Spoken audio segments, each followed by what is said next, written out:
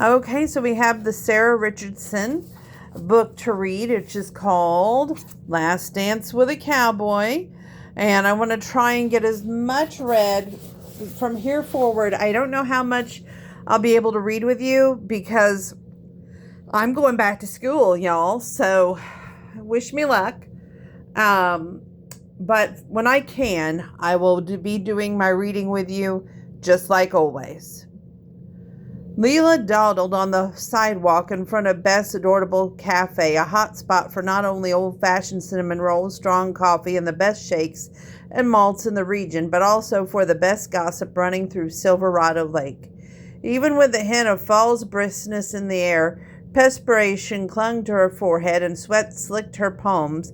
She'd always been a terrible liar. When she'd been 12 years old, a group of her supposed friends from school had convinced her to sneak them into Nana and Papa's wine cellar so they could steal a bottle and try a sip of real alcohol.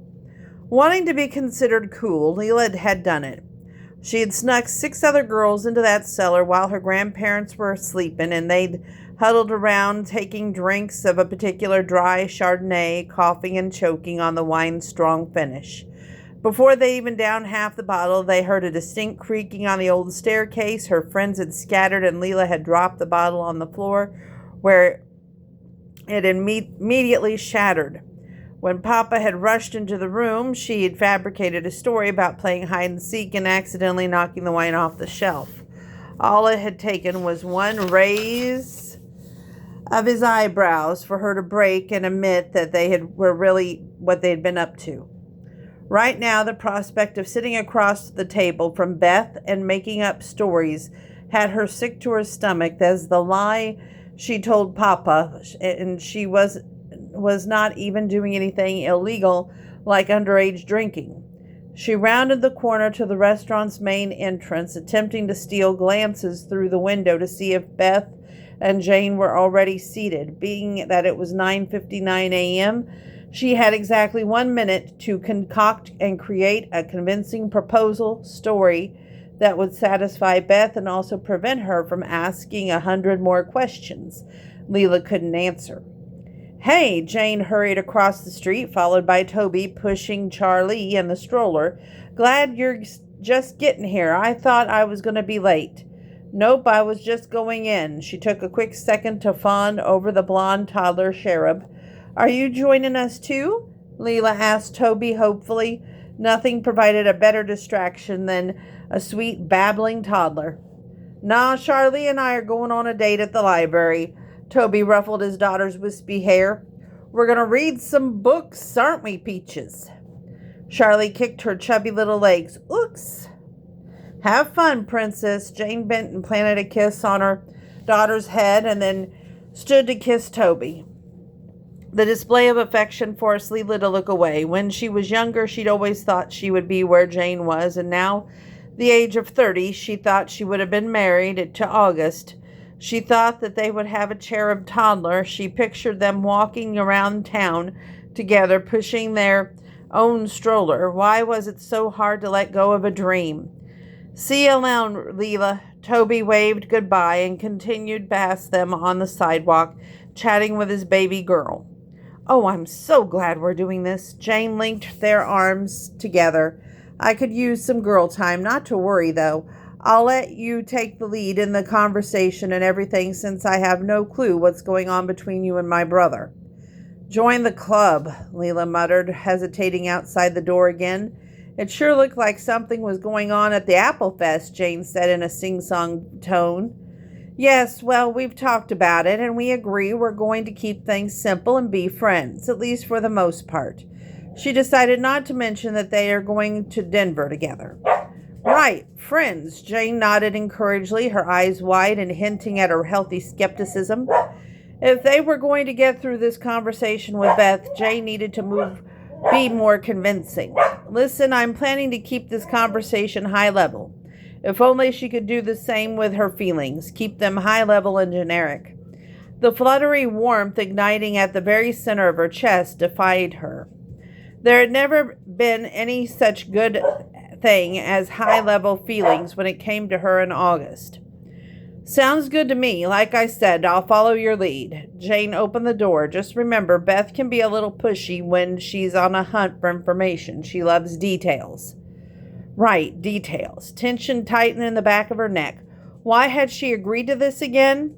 Hey, you two. Beth skirted around to the counter and flew at them, catching them both in a hug at the same time. I have a booth all ready. Blake wanted to join us, too. Perfect. Leela waved at Blake with a plastic smile. He raised his coffee mug in her direction like a toast. Beth invited me to hang out. Hope that's okay, he said as they approached the table. Of course, she scooted in next to him. I've been meaning to call you. She still owed him an explanation for her fast engagement. Not that she had a good one. No worries, you've apparently been busy. He nudged her shoulder. Don't feel bad on my account. I'm happy for you. So are we. Beth returned from a brief trip to the counter and set down 2 mugs before sliding into the booth across from them along with Jane. There's a cappuccino for you, she pointed to Leela, and a creme brulee latte for you, she nodded toward Jane. Plus an assortment of baked goods for the 4 of us. Of course, she pointed to a platter that was already in the middle of the table. This is fun. Jane selected a mini chocolate muffin from the platter of goodies sitting between them. I'm glad we could find a time to hang out. For sure. Leela plucked one of the glazed lemon biscotti from the platter and set it on her plate. Maybe she would make herself too busy eating to talk. I've been dying to hear all about you in August. I remember how in love you two were in high school, and this one won't tell me a thing. Beth waved her hand in Jane's direction as though dismissing August's sister. Blake set down his mug. Meanwhile, I've never heard one word about August. Jane simply smiled. It's hard to tell anything when I don't know anything either. Leela's stomach knotted up. No one really knows anything, least of all her. August and I have kept things pretty quiet. She broke off a piece of the Italian cookie and popped it into her mouth to buy some time. I figured. Beth shot her a conspiratorial grin. But you two can't hide anymore. When did you and August reconnect anyway? Leela finished chewing, but she might as well have been swallowing rocks. Over the last year, we've been in touch on social media. She cleared her throat, her eyes watering. So you two dated in high school? Blake prompted. Dated, Jane laughed. They were practically married. But that's all in the past, Beth said impatiently. I want to hear about the present. All eyes focused on her again. Well, we talked on the phone a lot after we got back in touch. God, that sounded so lame. She was horrible at making things up on the fly. We kind of got reacquainted, and then we saw each other, and bam, we were engaged. That was the truth of it. Neither of them had any time to consider the potential consequences, how many lies they would have to tell, how much time they would have to spend together, the potential for old dormant feelings to stir back to life. I guess when you have such a history together, you just know, Beth said through a dreamy sigh. Well, it sure explains a lot about why I only got to take you out on a few dates, Blake teased. You always had a thing for this guy. I guess I have. She had a few relationships in grad school, but none of them had gone anywhere. That's why I'm so excited for you and Augie. Beth wiped her mouth with a napkin. You two were the couple in Silverado Lake for all those years. I mean, all the girls envy you. Even back then, August seemed like such a romantic. She paused as though waiting for her to agree. He was. She had to force herself to go back to where they had been in high school to search beyond the protective layers she'd built up since then. He was always surprising me with dates and gifts and thoughtful gestures. So it must have been a romantic proposal then, Beth asked. I mean, I remember you two always going on the most amazing dates for a couple in high school. Yeah, tell us about the proposal, Blake added. Maybe I'll get some good ideas. Memories were flooding her now, scenes of her and August young and in love. The proposal was beautiful, she heard herself say. For years she kept this specific memory locked away, but now she could see every detail clearly.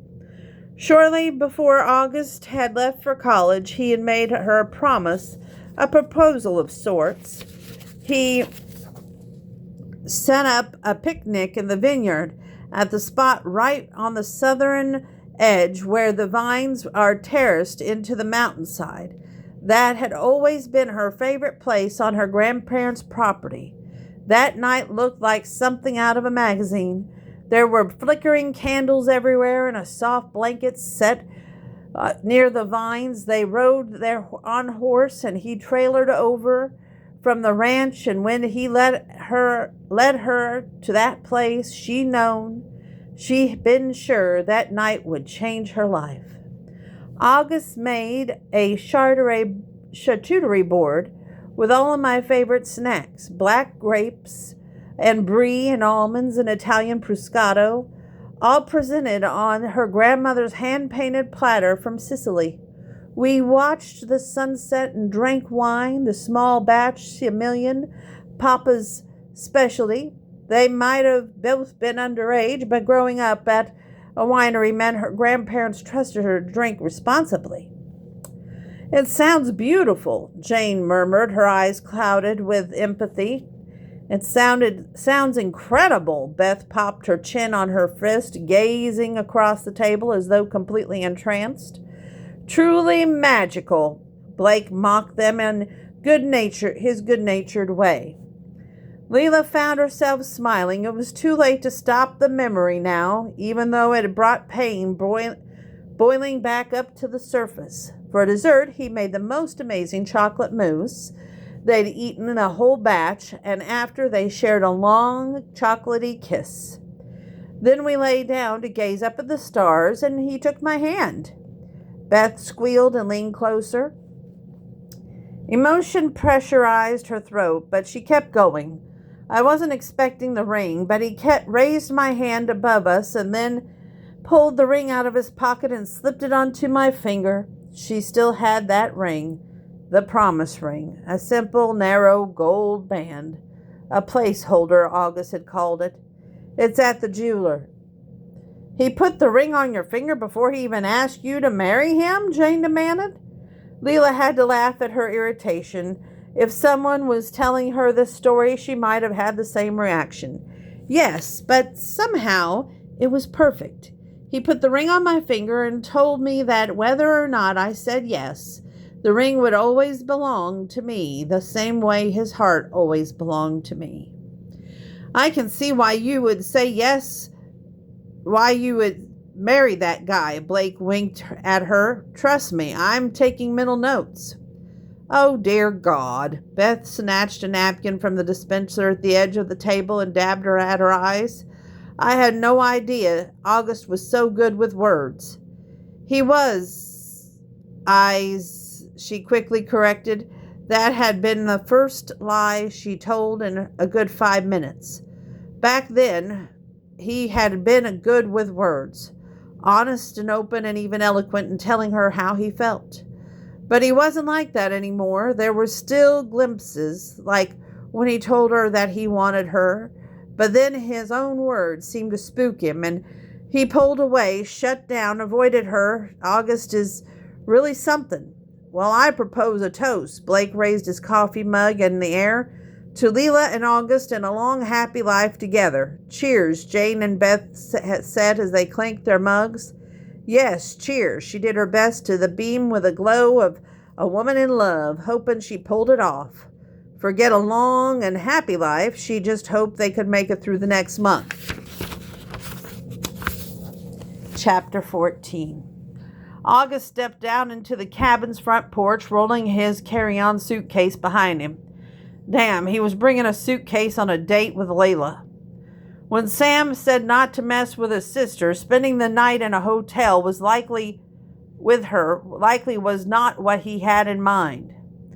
Once again, he marveled at how quickly the charade had spiraled out of control. He was about to spend a whole 24 hours with a woman sans rules. Talk about dangerous. He always had been one of those strange breeds of kids who liked rules. In fact, he thrived on them. Yes, there were times he broke them. What good was a rule if one didn't test it? But rules were rules were concrete. Rules provided a roadmap. Don't do this. Don't go there. Maybe that was the reason he had such a hard time after his father died. There was no common rules for getting through grief. There was no emotional outline to follow. One day he would think he had everything handled, and then the next he would find himself unable to get out of bed. Without rules, he got lost, and he couldn't afford to go off course with his mission in Silverado Lake. He lifted his suitcase and trompled down the steps to where he parked his truck near the lodge expansive back deck. "Where are you off to?" His mom set down the spade that she was using to plant a batch of bright yellow mums in a large barrel near the door. "I'm headed to Denver." He stashed his suitcase in the back seat of his extended cab before climbing the steps to give her a hug. "Denver, huh?" His mother gave him a good long look. "Here, I thought with you being home for a few months, I'd get to spend some time with you. I hardly seen you at all." Guilt put him in a chokehold. "Sorry, between Knievel and things at the winery, I've been busy." Or rather, trying to keep his head on straight while he worked with Leela. "This'll be a quick trip, though. Maybe we can have dinner together tomorrow night." "I was hoping you would join us for dinner tonight." His mother went back to her mum planning. "Wes and Thea and the kids are leaving for Texas tomorrow." "Right," he said through a sigh. "Sorry, I forgot." All he could think about right now was what he should be doing or not doing with his fake fiancée. "I'd stay if I could, but Nana and Papa have the whole date planned for Leela and me in Denver." Saying the words out loud tightened the guilt hold on his throat. Man, this was so messed up. "I see." His mother patted the fresh soil around a clump of the plant's roots. "How are things going with Leela anyway?" The innocent rise of her eyebrows didn't disguise her knowing expression very well. Being the wise woman that she was, he couldn't hide the truth. "Things are complicated." "Well, of course they are." She carefully pulled another clump of soil and mums from a plastic container and placed the roots in the small hole that she dug in the dirt. Lies have a way of catching up very complicated. Lies have a way of getting things very complicated. Sorry. Yeah, I'm realizing that. Maybe it wouldn't be so hard if he didn't have a history with Leela. He found it much easier to pretend with people he didn't know well. But she'd known him better than he'd ever let anyone else know him. Being away for so long, he hadn't ever been forced to face what he walked away from. Not only a life with Leela, but also with his family, his mom specifically. She must have felt heartbroken as Leela had when he didn't come home. August watched her go back to work for a few minutes, planning and humming to herself. She'd never been the pushy sort. His mother had believed more in natural consequences than in long lectures. Now he could finally understand why. "Hey, Mom, I'm sorry I never apologized to you for not coming home," he finally said. "After Dad died, I should have been here. I should have moved back." Instead, he disappeared from her life, too. A smile plumped his mother's cheek. She stood upright and pulled off her gardening gloves. "I didn't expect you to move home, Augie." She had aged through her green eyes, still sparkled with magnetic radiance. "Your father wouldn't have wanted you to come home. You needed to be out in the world finding yourself." He wasn't so sure his father wouldn't be disappointed in him for staying away, especially because he hadn't exactly found himself. He was still searching. August gazed out over the lake, the sun shimmering across the surface. For the life of him, he couldn't figure out how his mother had stuck it out here so long with the daily reminders of what she lost. "Did you ever think about selling the ranch and moving on after Dad passed away?" She inhaled deeply with her gaze fixed on the lodge she and his father had built together. Sure, I thought about it, but during that time I needed to feel grounded. I needed Jane to feel grounded. She tilted her head and glanced up at his face. Different people react differently to grief. I know you probably can't understand this, but holding on to this place allowed me to hold on to your father in a way I couldn't have if I'd left. And that's what I needed. It's what I still need to feel close to him. I wish I could feel close to him. That was the first time he admitted the longing out loud. But instead, there's just a hole there. He angled his body towards the lodge, needing to escape the sun's heat on his face. I was in rough shape after the funeral. I know, his mom said quietly beside him. A mother knows when her child is suffering, even if he's away from home. She took his hand, squeezing it in hers. I understand why you weren't able to be here. I know it's difficult for you even now. You don't need to apologize or feel guilty, honey. All I want is for you to continue your journey toward healing, however that works for you. I'm not sure there's anything to continue, he admitted, watching the canoe that Wes and Ryan were paddling come into focus from the other side of the lake. He wasn't even sure where to start with a journey toward healing. His mother let go of his hand. Maybe that this is only the beginning of that journey for you then. We all have to start somewhere. Maybe. Grammy, Ryan hopped out of the canoe in the waist-deep water and sprinted for them in a frenzy of splashes. I caught a fish. It's a nice one, too, a cutthroat trout. He's in the bucket. Come see before we let him go. A fish? Wow! August's mother jogged down the steps and across the grass to meet her grandson. He followed behind at a much slower pace, caught in a memory of leaping out of that same canoe after he caught a cutthroat with his dad. He stopped and closed his eyes for a brief second. If only memories like that had brought him happiness instead of grief. Hey, his brother's voice forced his eyes open. You gonna join us for a family dinner tonight? August shook off the memories, but the melancholy lingered, enveloping his heart. Nah, I can't. Leela and I are going on a date to Denver with Nana and Papa. Really? Amusement turned up the wattage on his brother's grin. Overnight? Yeah, he watched their mother gush over Ryan's fish rather than meeting his brother's eyes. Well, that should be interesting. Wes paused as though waiting for information, but August kept his mouth shut. He couldn't bring himself to pretend that spending the night with Leela in a hotel wouldn't be difficult for him. After a few seconds of silence, Wes let him off the hook. Since you won't be here for dinner, I guess I should let you in on our little announcement now. His brother's voice was hushed, as though he didn't want Ryan to hear or their mom to hear. He gave Wes a full attention. Announcement? Thea and I are having a baby, his brother whispered. She's due in early April. His heart stalled, paralyzing him with a sense of envy for only a quick second before genuine happiness flooded him. That's amazing. August embraced his little brother. I'm thrilled for you. Wes, you're a great dad, just like ours was. We had the best example. His brother watched Ryan and their mother as they waded out with a bucket and released the fish back into the wild.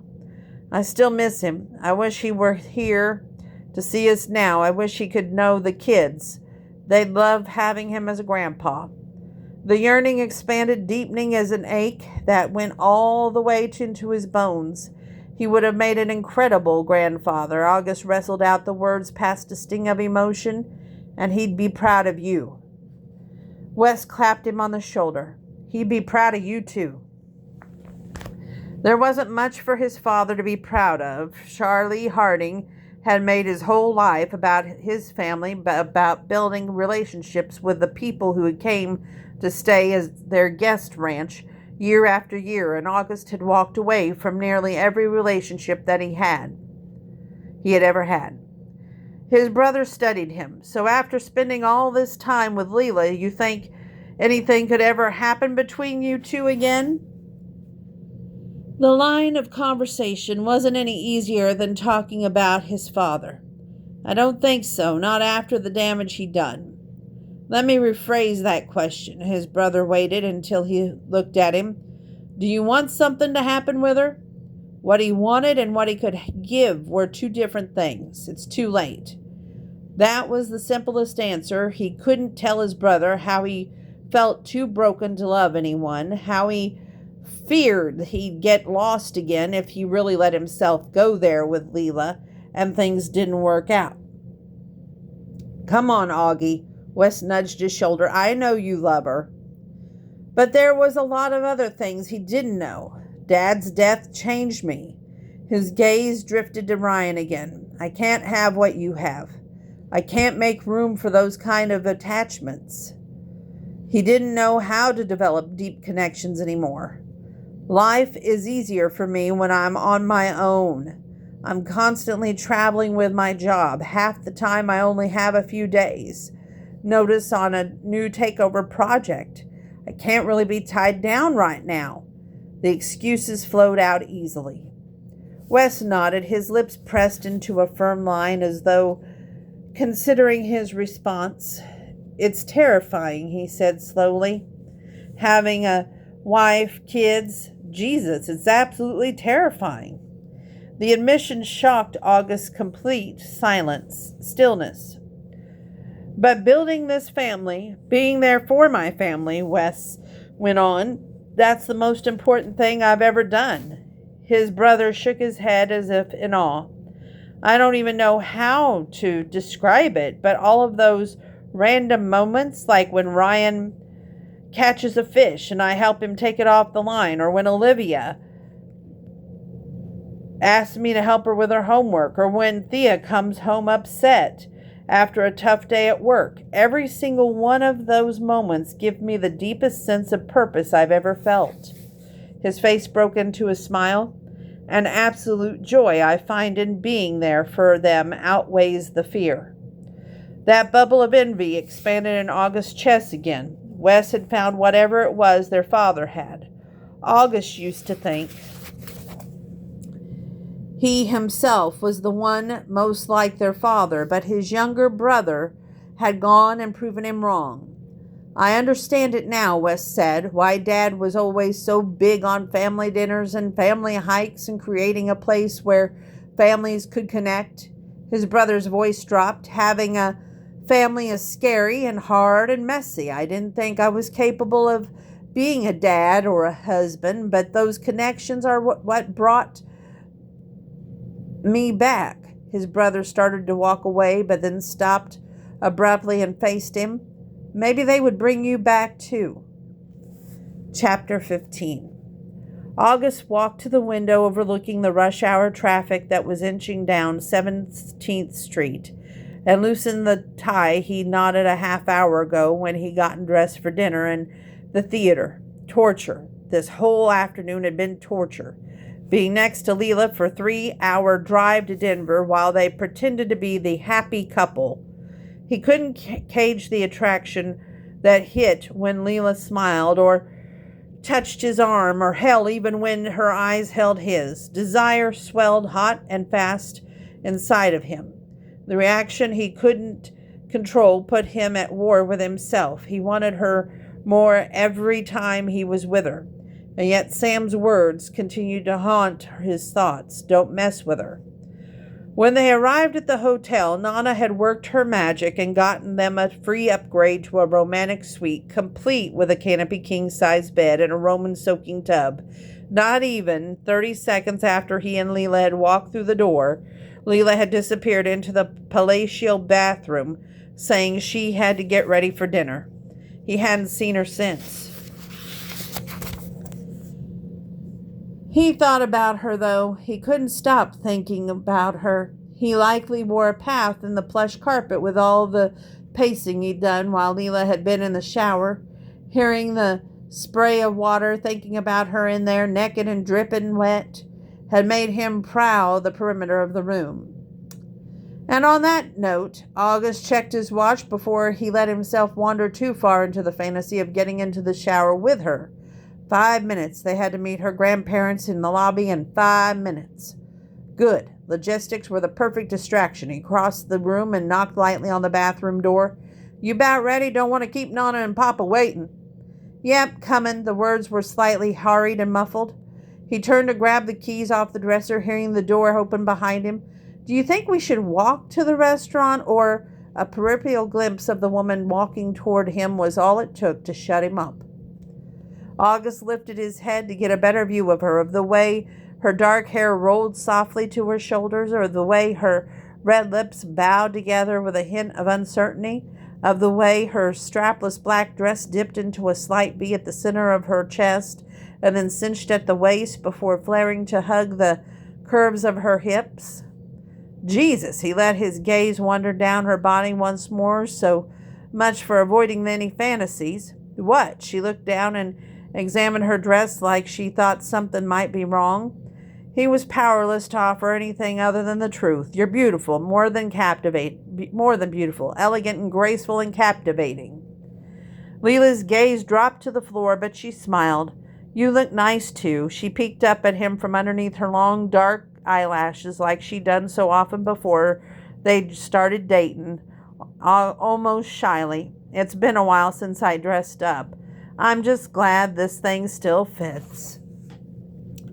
Fits? That dress was made for you. He fought the urge to move closer. Her no-rules stipulation only made him even more wary of touching her. Once he crossed that line, it would be impossible to stop. Don't mess with her. He was trying, damn it. He really was trying to be a good man. We should go. Once again, he felt like the room was closing in on him. Do you want me to drive to the restaurant? He quickly opened the door for her, ready to escape the confined space. No, Nana said that she wanted to walk. Leela grabbed her wrap off the dresser before she slipped out into the hallway, and he tried not to notice the sway of her hips. After making sure he had his keys, August followed her down the corridor. Things seems to be going okay so far. She paused to wait for him. I mean, the drive down here went fine. Yeah, he hit the button for the elevator. Your grandparents are still a trip. He always enjoyed spending time with Nana and Papa. They always told the best stories. How long have they been married, anyway? 55 years this summer, Leela's face sombered. After Nana got diagnosed with stage 3 cancer, I wasn't sure they'd make it to that milestone.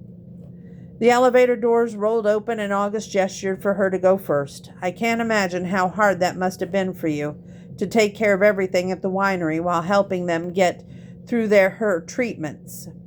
It was awful. Leela watched the numbers above the door as they ticked down to the first floor.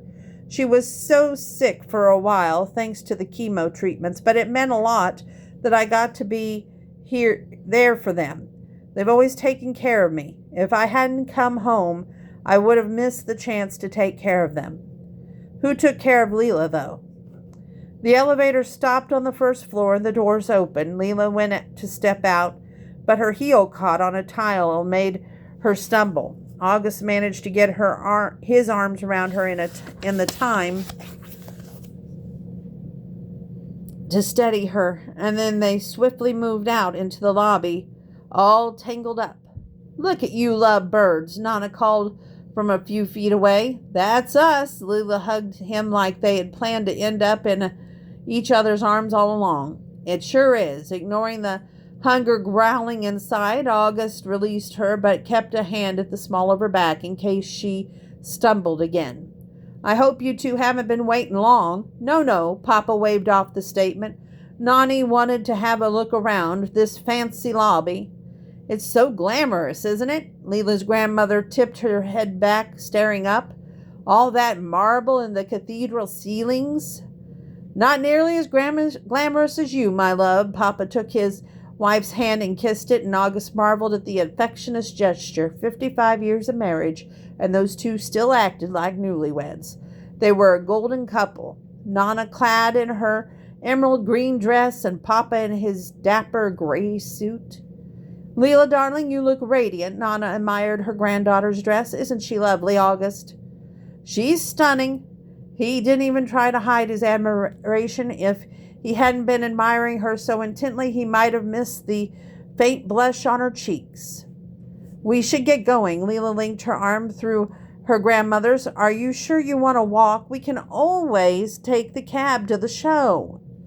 I love a walk. Nana beamed at her smile in August's direction. That will give us plenty of time to catch up. They paraded outside with the lovely ladies leading, and then the four of them fell into stride on the sidewalk.